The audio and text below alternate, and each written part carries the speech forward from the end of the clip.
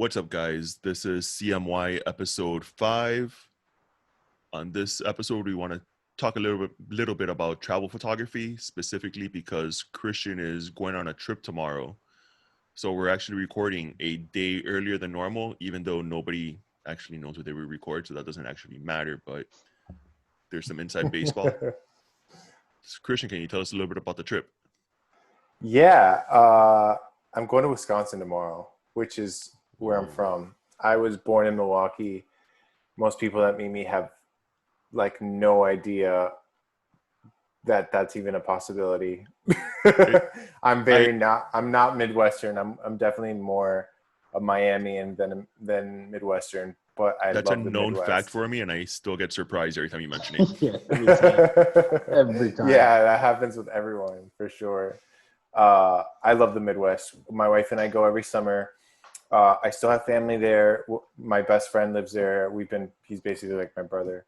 We grew up together, and Wisconsin is gorgeous. It's gorgeous in terms of landscape. It's gorgeous in terms of the people. It's gorgeous in terms of the food. The food is so good.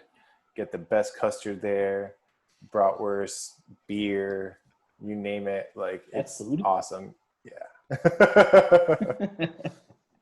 Well, I guess beer, yeah, Milwaukee Brewers, but yeah.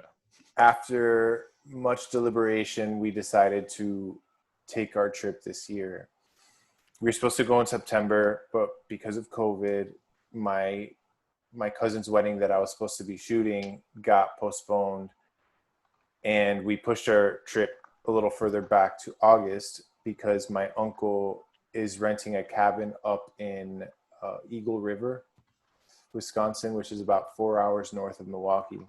So tomorrow we fly to Milwaukee, spend 3 days in Milwaukee, and then Saturday morning we leave to Eagle River, which is, I mean, I'm not big on road trips, but I think it's going to be, Wisconsin is South Florida, I'll tell you that much.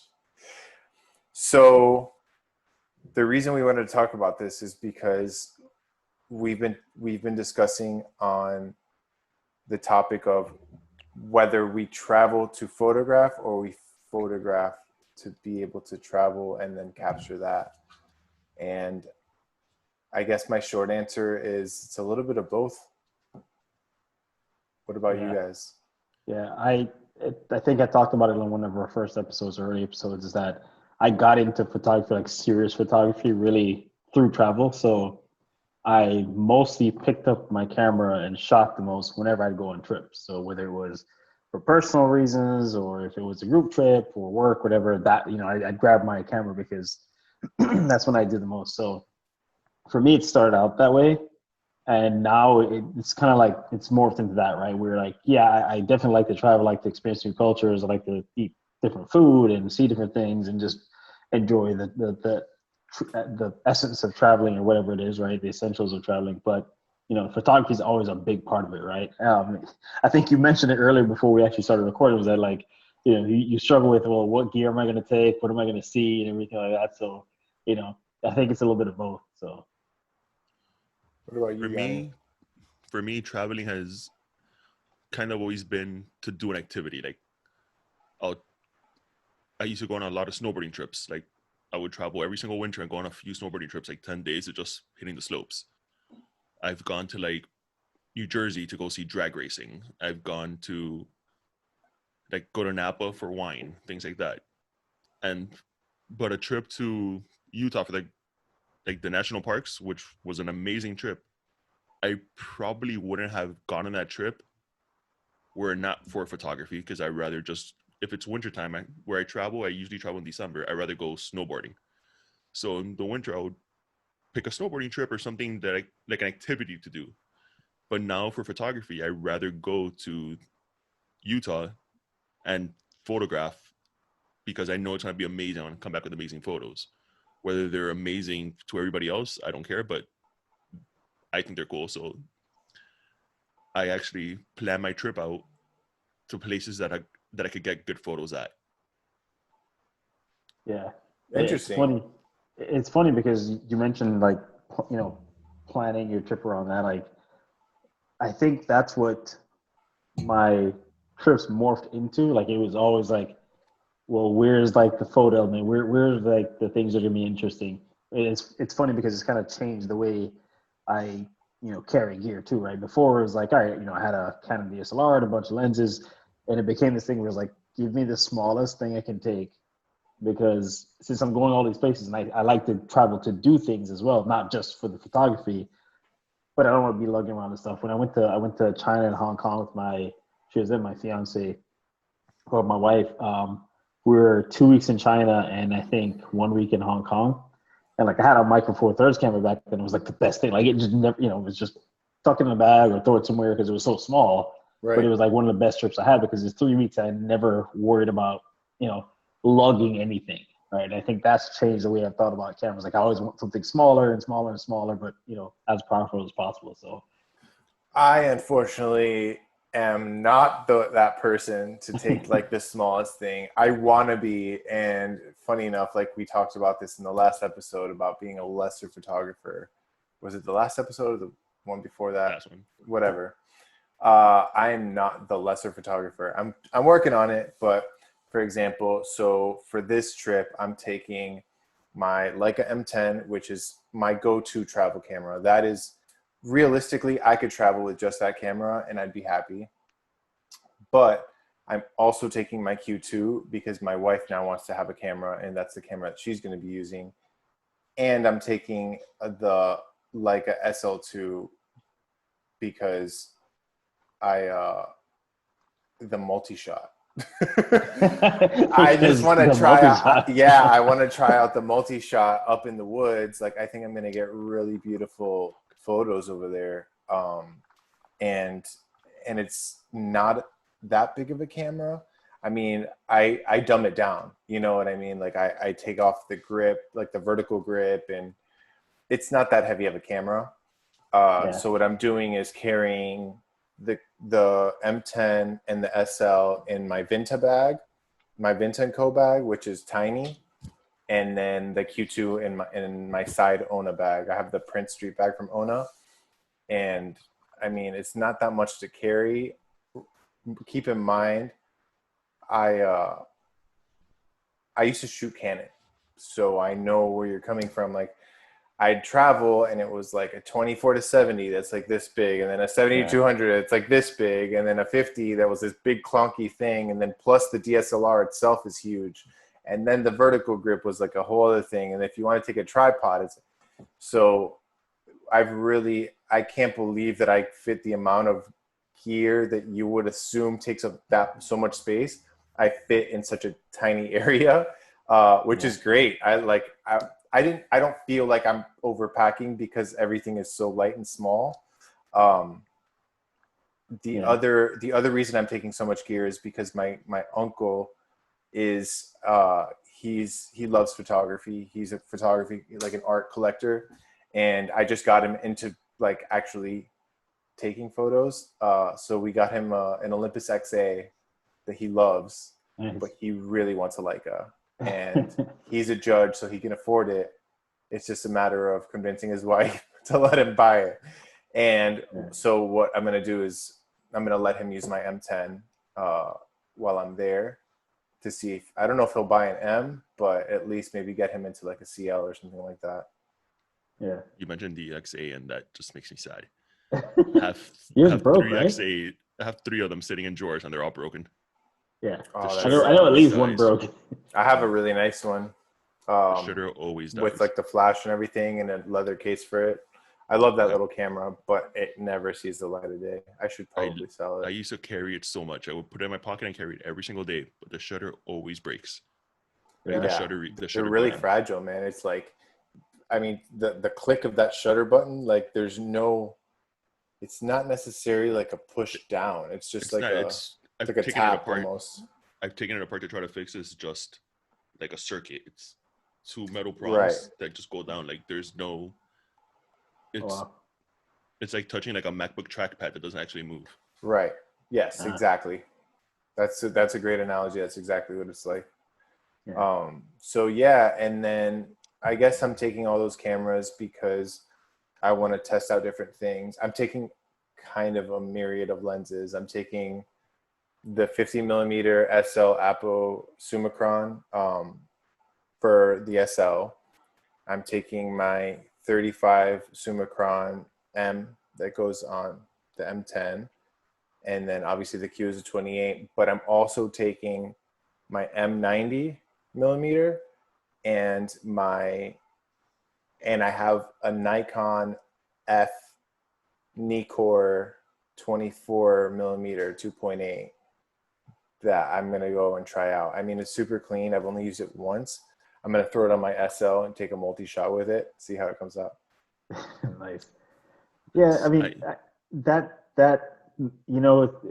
going back to what we're talking about, like the gear you take or what you think about when you're going into a trip or how much thought you put into it.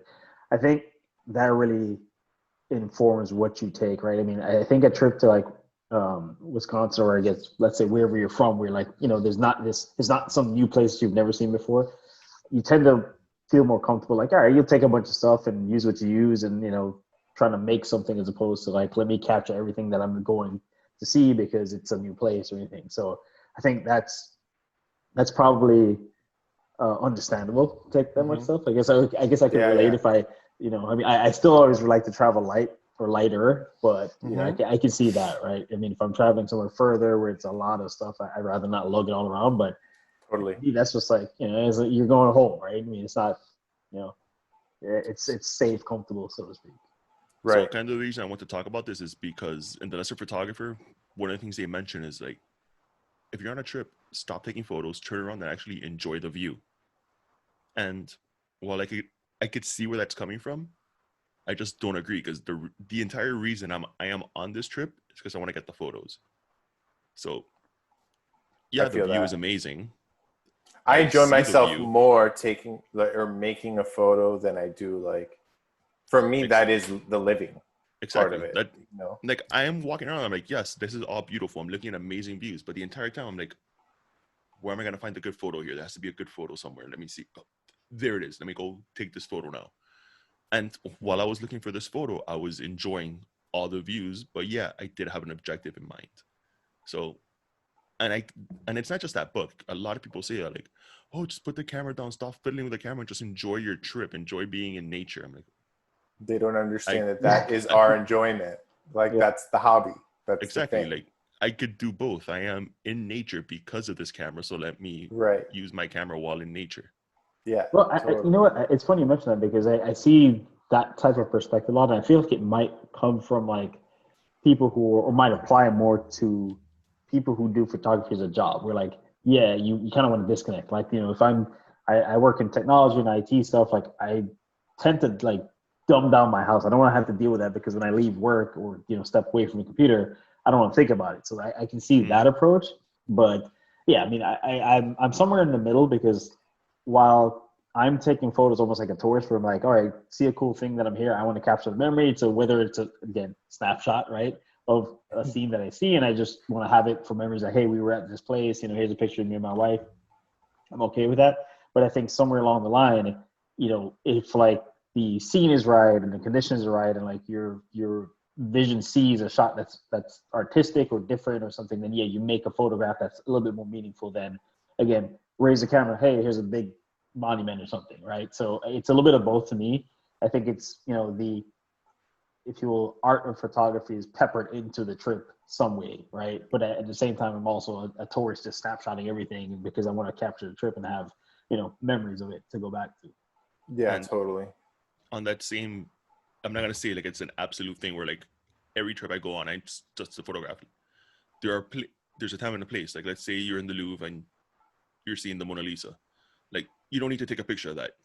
Yeah. Like everybody, like you're there to actually see the piece of art. Like that's fine. Put your camera down. Go look at the art. Nobody cares about. It's not gonna be a good picture unless something crazy. I mean, also the Mona Lisa is like this big, so yeah, and I have a 28 millimeter. It's not gonna happen, but it's a time and a place. So yeah, for things like that, definitely go and enjoy the experience of being there, like taking pictures of art stuff. Who was that? Do you know who the photographer is that took that photo in the Louvre of everyone taking the picture of the Mona Lisa? I think that's like a much better picture than like taking a photo of the Mona I Lisa. don't remember that one. Yeah. I don't remember who took it, but I remember seeing that photo and thinking, like, yeah, that's the shot Well, right there. Maybe Yeah, for everybody that sure. was in that photo taking a picture of the Mona Lisa was actually taking photos of everybody else taking photos of the Mona Lisa, and it's just like this It's constant like chain. photoception. Everybody's doing the same thing. You know what that kind of reminds me of, as far as like, turning around, it's like the thing that Phil Penman said that he started doing, if you remember the Leica event that we went to, right? He said like he started basically turning around and taking pictures of the other paparazzi because he started as a paparazzi, and so he'd take pictures of them and like he got these really interesting shots. And yeah, it's funny sometimes if you look at certain pictures, particularly in travel, right? If you look at people who was funny, I forget, was it Martin Parr that has a picture of like the Leaning Tower of Pisa and like this view of basically everybody like doing like this, but just with the tower like not in the right place. I think it was Martin Parr. Yeah, that is Martin Parr. Right? It's just a funny picture. And it's funny because it reminds me of when I went to China. Like, I guess in China, there's not many, black people there. So everybody was like asking to take pictures of me. So like, I literally, I'm standing for pictures, but I'm taking pictures of everybody else like holding their phones up. And I have this picture that I've saved. It's in Lightroom somewhere of, it looks like paparazzi taking pictures of somebody that's coming out, but it's really just me just standing there being taken photos of. So every time I think about that whole train of thought, like it just reminds me of that event. Hold on. All right. I don't think anybody's going to remember this, but you just became Gaijin Smash. Oh my gosh. Yeah. Remember that? Yeah, Gaijin Smash. I have no idea what you're talking about. It was a large black man that went to China to teach English. No, it went to Japan. It was Japan? Yeah. Okay. Oh, you're right. Yeah, Sorry. I'm pretty sure Japan. Yes. Yeah. So he had a blog. Yeah. I mean, this is like, Right. what, late 90s, early 2000s probably? Early 2000s. Yeah.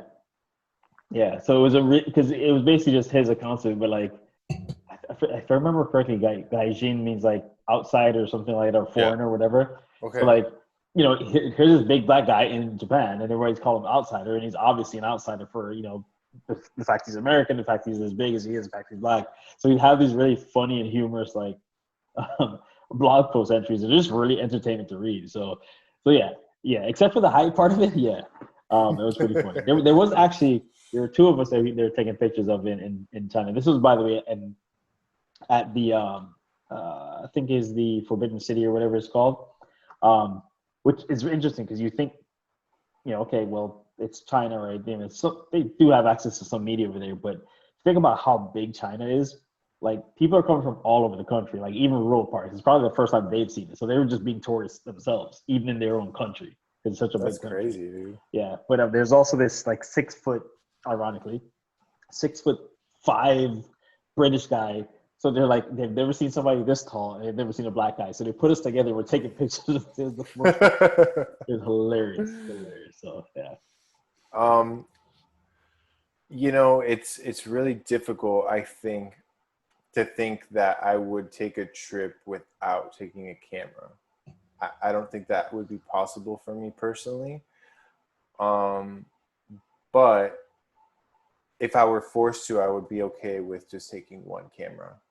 I mean, I think my first trip to Europe ever, I only took, it was my first camera. I had just started learning about photography. It was a Canon 6D, the first one, with a 35 millimeter f2.2. I mean, f2.0, sorry. Right. I wish I could take just one camera. I've been trying to just take one camera since I started having multiple cameras. Yeah. My travel, I guess, dream, which it's not really a dream because I could do it, but I just won't. I want to go on a really cool trip and just take my M4. My M4, a 35 millimeter maybe, or 28 millimeter, and just photograph the entire trip with that one camera on film. All right. Yes, pretty much. And every single time a trip's coming up, I'm like, I'm going to do it for this trip, even for like a dumb trip, just like a trip out to the Keys. Yes, I'm going to do it. And then I end up putting the M4 in the bag, the M262 in the bag. Oh, I should take the XH1 just in case I need to like zoom in on something. Here we go. Got the GoPro Hero 7, got the GoPro Max, and I got the Osmo Pocket because sometimes I want to use a little gimbal. And it's like, okay, so I have 7 cameras. Oh, wait, the drone. All right, 9 cameras. Let's go. Yeah. Yeah. That was me. That's what happened to me just now. Yeah. I I almost got there once. I went to DC. Me and my wife went to DC like a year ago for our anniversary, just because we needed to get out, get away from the kids. It was kind of the easiest thing we could do. And I took the M6 and a 35-14, the Voigtlander that I had. I had the GR2 that I got from you at the time, but I used it for like 2 pictures and put it away. So I kind of used mostly the M6, and it was like really fun to do because it's like, I took, I think like 4 rolls of film. It was like Portrait 400. I got through like 2 of them, and it was like, okay, this is it. This is all I'm working with. It's not like 300 pictures. It was like very focused. Whatever I was taking pictures, I was like, all right, I want to take this picture. It's, it's a little bit more thoughtful, I guess. It was when I first got the camera too, so I was probably being a little stingy with shooting. And now I'm at home like blowing through 2 rolls of film in like a week with the kids and so on. But yeah, that was the closest I got to that. I'm just shooting either film or anything like that. My dream is basically the digital version of that, right? Like, I really wish I could take just my like a 35 mil or a 50, whatever, and nothing else, and just that's what I have to work with, and that's it. But typically, what I do is I look at, okay, what are we doing day 1? Are there any possibilities that I need anything else? Okay, day 2, day 3. Okay, well, what about this? Are we going in like any weather where I'd want to take something else? Okay, maybe I should take the X100 because it's weather shield. Do I need a zoom because maybe I'm doing some event that like requires or would be better served by that. So then I end up like adding stuff on. But yeah, the digital version, what Yanil said, is what I'd love to do. Just rangefinder only. Realistically, it would be really nice, I guess, to have a 24 to 90, and just take the SL2 with that. But that's enormous. That makes an enormous situation. And for me, like, I actually went to Colorado last year on vacation to go see Bon Iver play at Red Rocks. And I only took my M10. And so with a 35 and a 90. Swift? What? Was he with Taylor Swift? He was not with Taylor Swift. I took my 35 and my 90, and I actually basically didn't use my 35. I pretty much took almost every shot with my 90, and the landscape photos with the 90 are really dope. I love how they came out. It almost has its like own look to it. But that was, I think, the only time that I've ever just taken one camera on a trip. You're on mute, Mark. Sorry about that. Yeah, you just reminded me. I did actually take one camera. I took my X100F when I had it to Colorado, funny enough. And that was the only thing I took. The only camera. Didn't have, I mean, I think I still had a Sony A7 at the time, but I didn't take it. Just the X100. It was more of a work trip that there was a couple of days before and after that I stayed with some friends. So we flew in like, let's say like a Sunday, and I had Sunday to myself, and my wife and my first son was there at the time, and work was like, Monday through Thursday, and then like Friday, Saturday, and then we left again Sunday. So we had about 4 days to ourselves. That's all I took. And I actually don't remember ever feeling like I needed anything else at all. Like, yeah, maybe wider a few times, maybe tighter a few times, like, but it's nothing that I couldn't work around.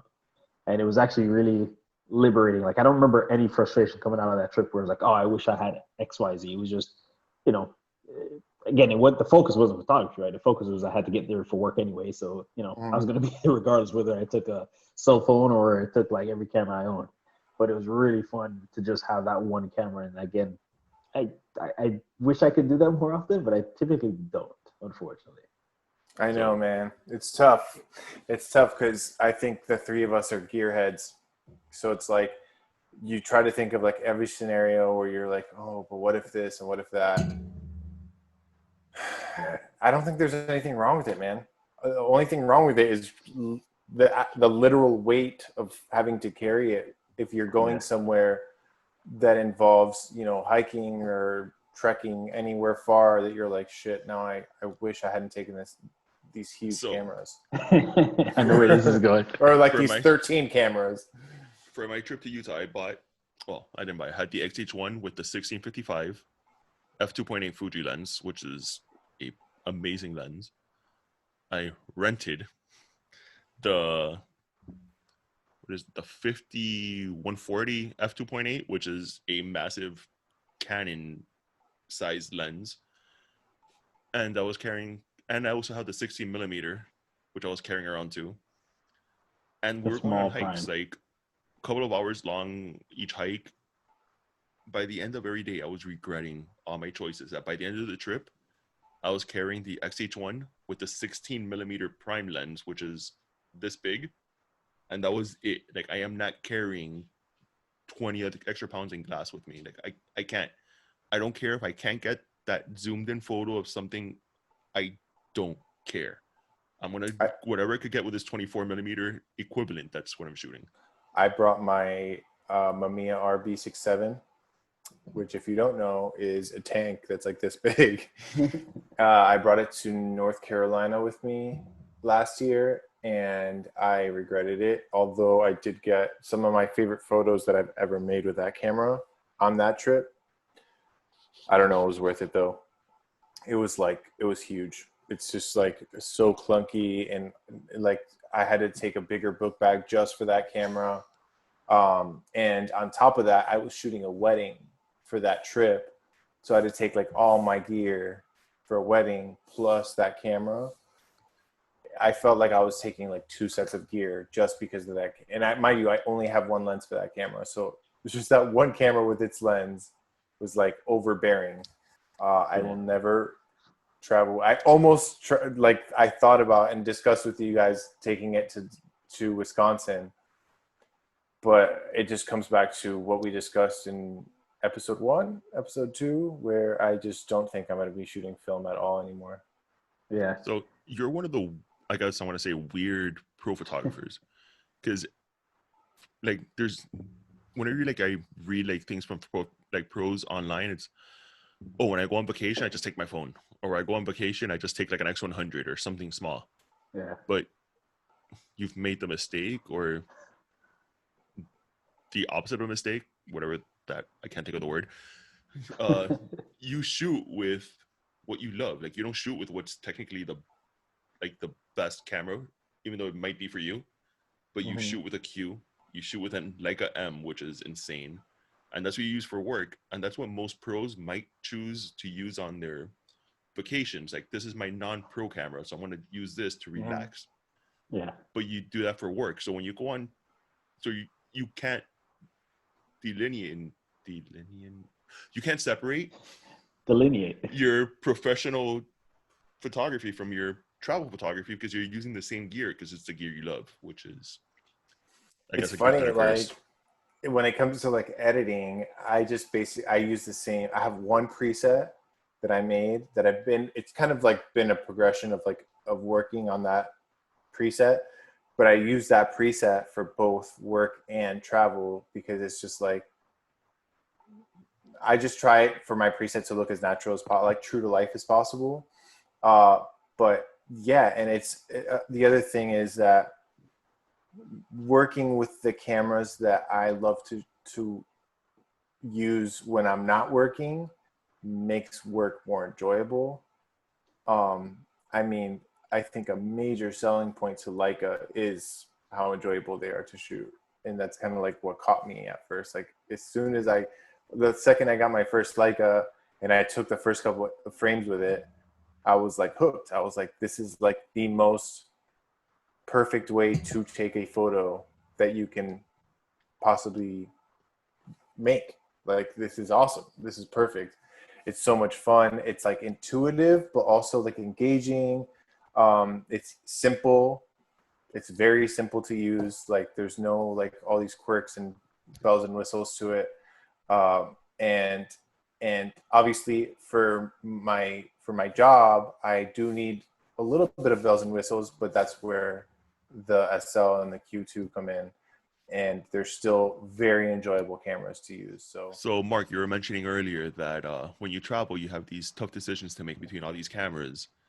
And well, Mark and I, we speak a lot during the week, like pretty much nonstop on WhatsApp, I guess. That's what people do. So I'm in that chat. What am I, invisible? No, not that. We have an individual one that we don't bother you with this. Yeah. You don't understand. You understand the depth of Mark's indecisiveness. I want to be a part of that, by the way. So just delete that individual chat and discuss this with me in it, please. Sidebar: I have this thing where like we message each other in our group chat, like the group one for all of us, and you never reply until like 1 PM. So I always imagine you're just sleeping all morning, and I'm very jealous of this. I sleep pretty late. And lately, because of COVID, like before I would wake up at 9 always, which is late for a lot of people. Now I'm waking up at 10 and staying in bed until like 11. Oh, like, real talk. I wish.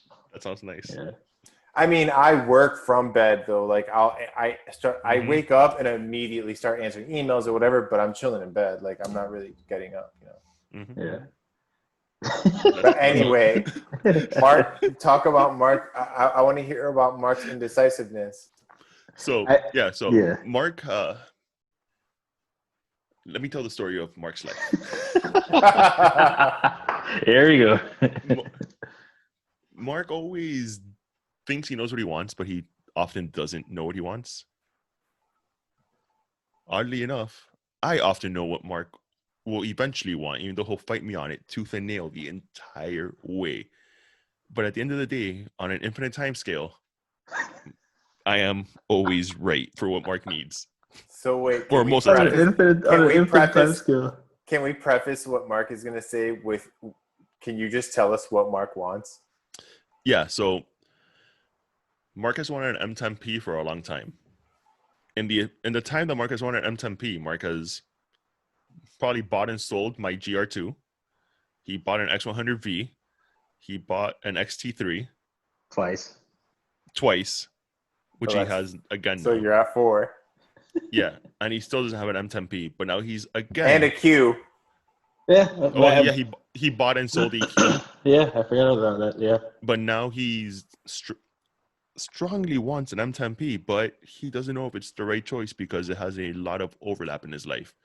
He would sell his M240 obviously to get the M10P because that would be ridiculous.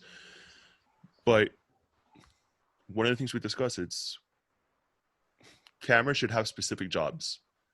So if he buys the M10P, when would he use that rather than using his X100V? They'll both have a 35mm on it. One obviously has autofocus and a bunch of other like robotic features that make photography easier. But the other one will make him a lesser photographer. And it's just a overall more enjoyable experience in the more pure sense. But when do you decide what to pick up? So Mark, what have you thought about? Today. All right. Yeah. Just today. So let me break it down a little bit further. So the reason why, besides like just having like an affinity for the X100 series, like at least, coming from the X100F that I had, it's for one, the size and just simplicity and everything. Like when I talk about, we're talking about traveling. That's what most of this episode has been about. When I travel for work or when it's a purpose where photography is really secondary, maybe tertiary of my goals, it's just something like, I want to have a camera on me. I feel like the X100 is easier, simpler to carry, pack, use in any scenario. Particularly the X100V because it's weather sealed. It's has a better lens on it. The autofocus a little bit better. Weather sealed. Yeah, button layout's better now, and a few other things. So like that's my go-to, at least now, right? Travel when or even taking it on the road where like I don't really care or have the intention to photograph anything, but I want to have a camera just in case that opportunity comes up, and that's it. So that's where I feel like the X100 fits me, and then obviously the size, right, is relatively small. It's almost pocketable, not really. I mean, I have stuck it in a pocket where I have like shorts on. And then the F10P is, well, I mean, I do have a Leica on me. Smaller than the 240. Yeah, right. So that's a good point, right? So why the M10P when I already have a 240?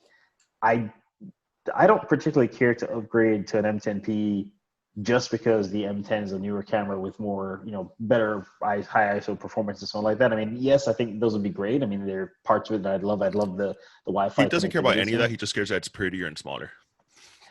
Thank you. Yeah. So here's where that came from, right? So I started out using the it's a good M240. reason to spend $7,000. Well, it's $500 less right now. Yeah, I would also wouldn't buy brand new because I don't think that's a wise choice. But when I got the M240, I was using it for a while, and then I realized wow, shooting with a rangefinder and manual focus is probably one of the best experiences I had using a camera. Right? I mean, I've had Canon film SLRs before. I've shot manual focus with focus peaking on mirrorless cameras and so on. But when I finally got my own and started using it, I was like, this is phenomenal. I was like, this is how a manual focus camera should be. So I quickly, within a month after getting, or 2 months after getting the M240, found an M6 and I fell in love with that camera. I'll never sell the M6 as far as I'm concerned, just because, excuse me, it's such a great camera to use. And I never want anything more from that. So knowing that the M10 is closer in size to that, and just obviously, like I said, that I just love the M10P just aesthetically and the quieter shutter and everything about it. I'm really considering if I'm going to upgrade or would consider upgrading, I'd go for an M10P, not a regular M10. The M10R just came out, which would be phenomenal, but I don't think I need, again, the improvements on it. I'm not, I wouldn't say I'm not thrilled by it, but it's not something I feel like I need, especially if I keep an extra 100 or something else, right? So that's where I'm at. That's kind of my inclination where I'd want a P, M10P versus, just keeping what I have. But I'm also not set on it because of what we just talked about, right? It's well, the X100, all right, let me back up make one other point. To me, if I were to get a M10P, combination of how much I lust for that camera, plus the fact of what it is, I'd probably want to make sure I use it often. If it just sits around and doesn't get used that often, it's kind of pointless to buy something that expensive if I'm not going to use it. What I would do in your situation, and I know this sounds like I'm trying to joke around or whatever, but I'm being dead serious right now. And it would be also, and I don't know that this is ever something that I would say in this show, apart from right now, but in my professional opinion. Oh my God. I feel like this is going to hurt. Winding me up. Sell all of your cameras and buy an M10P, and that's it. You have no, I haven't heard a single reason that's good enough to have an M10P and use any other camera other than that. You're going to get everything you need from your M10P. And the more you use it, the faster you'll be with it. And I know plenty of people that are faster with an M than they are with an autofocus camera that sometimes struggles to find focus. And when you shoot, it's out of focus. When you go back to your computer and you look at the images, they're out of focus. I've been actually having that issue with my SL2. I mean, seldom, but sometimes I'll have an image out of focus. That never happens to me with my M. So I'm going to partially agree with Christian. Yes. So all your cameras, get the M10P, but keep the XT3. It's different. That's still 16 cameras he has to sell. Yeah. So, but wait, go ahead. Finish that thought. I'll tell you why. It's different enough from everything else. The XT3 is different enough from the M10P or everything else. Because I understand your fear. You have kids. You want to get photos of your kids. Kids are hard to photograph with a rangefinder because they move a lot. And yeah, you could get better with a rangefinder to the point where that doesn't become an issue, but by that point they're going to be going to college. So I disagree, man. I disagree with that. So it doesn't take long, and I know from experience it doesn't take that long at all. I'm going to use it for a couple of days. You use it for a couple of days and it becomes muscle memory, especially because you already have one. It's not like you're going from something going into an M camera when you've never used one. You literally have one. Let me, from my perspective, how people say that, oh, you just you realize how far somebody is and you just know where to move the focus tab. I've had a Leica now for 4 years. I still do not know which way the focus tab moves me closer to something and further away in focus. Really? I do not know. Wow. I cannot remember. When I have it in my hand, The way I look at it is like pushing away from you, pushing closer to you. Yeah.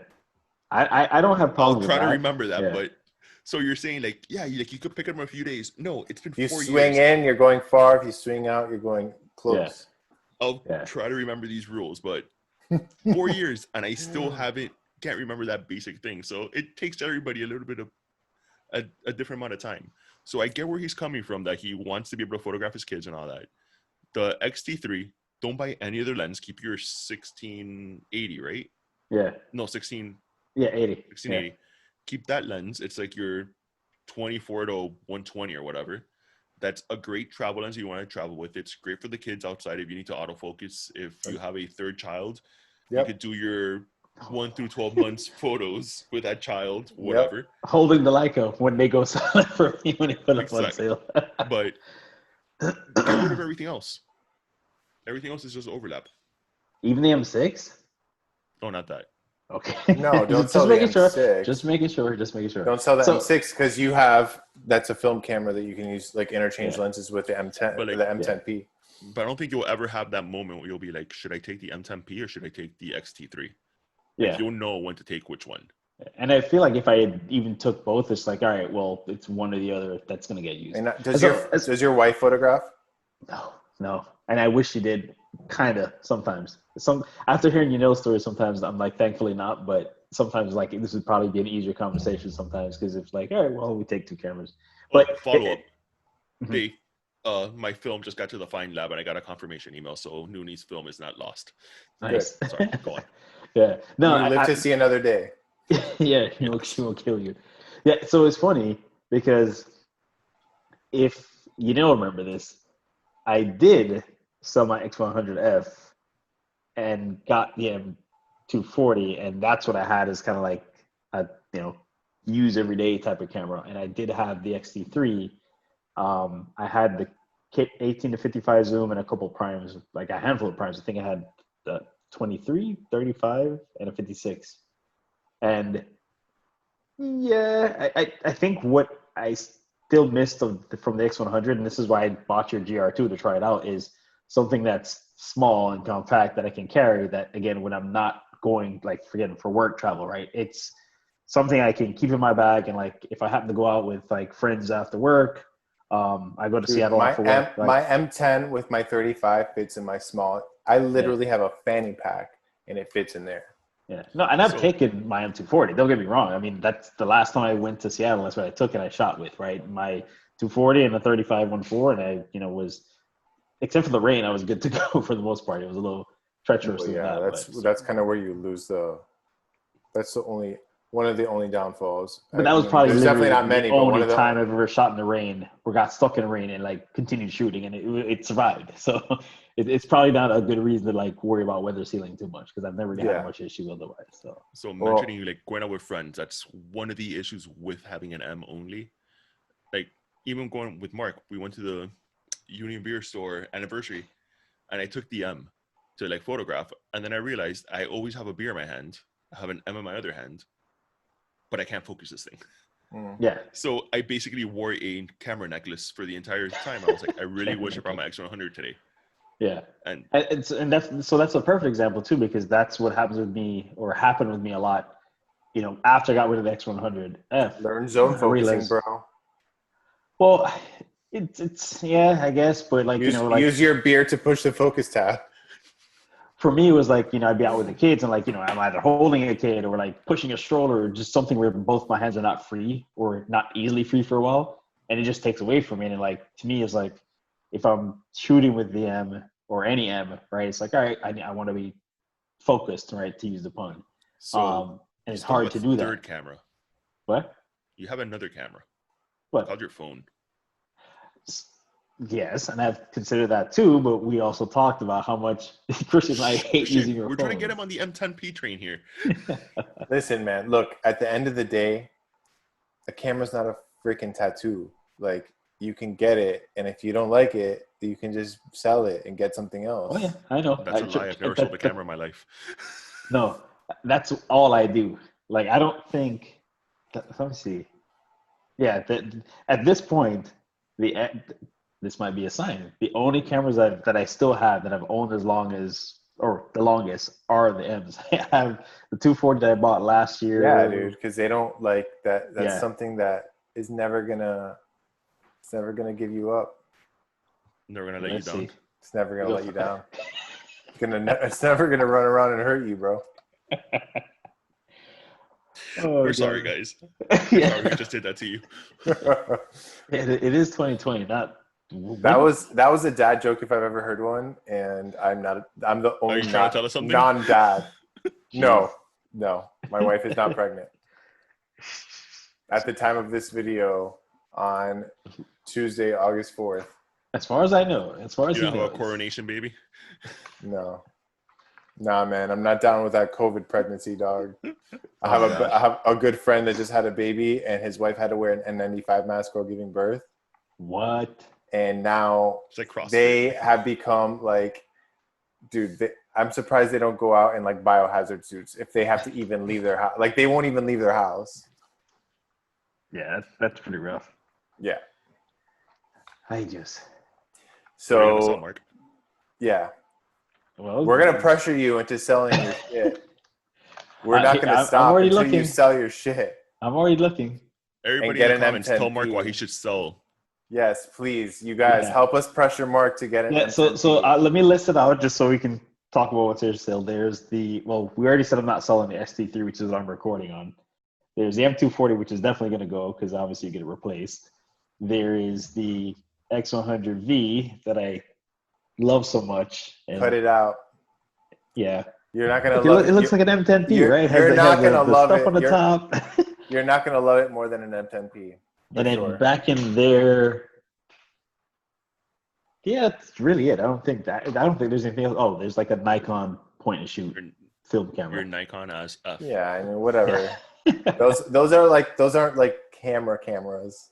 We're talking about like your cameras that you like use every day. Yeah, well there you go. See, I don't have much. It's really just the X100 and the obvious M240 I would go. So Guys, I never sell any cameras. I still have a Panasonic GF2. That is the second Micro Four Thirds camera ever made. And it's still sitting in a drawer. And I still use it every now and then. They got a whole 3 megapixels. It's like 12. I never sell anything. I hate selling. all right, so it's decided. I'm gonna figure out what to sell and go start looking for an M10P, and hopefully Thank God. by an episode or two, I'll have an M10P and we can talk about it and why I hate it and why I'm. By the time I get back from Wisconsin, you have 10 days to get yourself an M10P. Are they cheaper in Wisconsin? Maybe you could bring them back for them. Nah, I think Is there like a store in Wisconsin? That Trump tax hit all 50 states. So, like usual, it's late and I'm tired. Yeah. So we're old. I have to fly out like early tomorrow. Exactly. Early as in my flight's at 11 a.m. So does anybody want to give anybody a shout out or talk about anything before we wrap? I do actually. So a buddy of mine, his name is Brandon Silvera. He goes by 954mm. Excuse me. Really dope photography. He does mostly, I mean, again, from what you've probably seen his portfolio stuff is cars and the like, but really cool work. I know he does portraits and other things as well. Damn, that's awesome. Yeah. I mean, my opinion of him is like, I think he's one of these people that you consider a visual artist, right? Like he'll take images. Selling way too cheap. Yeah. And I told him, I was like, I'll buy one. So I bought one actually just yesterday. So these are prints he has for sale in his store. 954mm. God, I keep butchering that. He actually lives in my neighborhood here and has the same car as me, so that's kind of how we met. Nice. But again, mostly car photography. That's kind of what he is. But he does lifestyle stuff. He does videography as well. So he has like a YouTube channel. So yeah, look him up. Again, one more time, 954. The numbers 954mm. Yeah, right. Really dope stuff. So tell him to raise his prices though, because a 12x18 should be selling for at least $90. Yeah. I agree. So yeah, I just want to give him a shout out because, like I said, I really think he does really good work and really cool dude, and yeah, cool guy. So Oh, I was about to say, is that your car? But I'm guessing that's his. no, it's his. Yeah. So this he has the same car as me, same color and everything. His has a sunroof. So nice. yeah. So that's my buddy Brandon. All right, y'all. Thanks for listening. Hit that like and subscribe, please. If you're watching on YouTube, we are trying to get this ball rolling. And follow us on Instagram, CMY.cast. We'll put a link below. Currently, there are no posts on it because we don't know what to do with it, but we'll figure it out eventually. Yeah. There'll be something there soon. Hopefully by the time you listen to this. Yeah. And sure. leave us comments. I love responding to your comments, so please leave something. Yeah. Appreciate it, guys. Dudes. All right, guys. Cool. Take care. All right, everybody. Bye. Take it easy.